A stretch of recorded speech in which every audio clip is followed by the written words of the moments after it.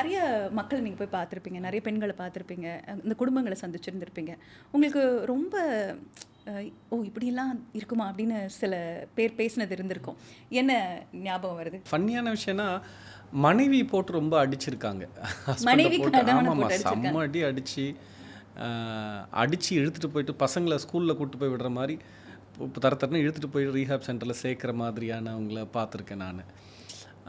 ஆனாலுமே அவங்க விட்டு கொடுக்க மாட்டேன்றாங்க அவரை.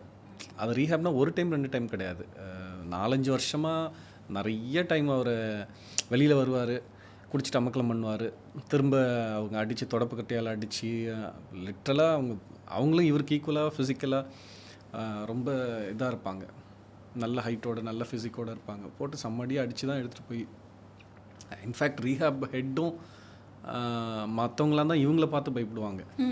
ரீஹாப்புக்குள்ளே வந்ததுக்கப்புறமும் அடித்து தான் அவங்க வந்து ஒழுங்காரு இப்போ எங்கேயாவது ஒழுங்காருன்ற மாதிரி சொல்லிட்டு போவாங்க. அந்த மாதிரி இது பார்த்துருக்கேன் நான். ரொம்ப ஷாக்கிங்னா ஒரு யங் மதர், அவங்க மிட்-20s இருந்துட்டு அவங்க ஹஸ்பண்டு நல்லா படிச்சுட்டு இருந்த ஒருத்தவங்க காலேஜ் முடிக்கும் போதே கல்யாணம் பண்ணி வச்சிடுறாங்க கோயம்புத்தூர் அந்த சரௌண்டிங்கில்.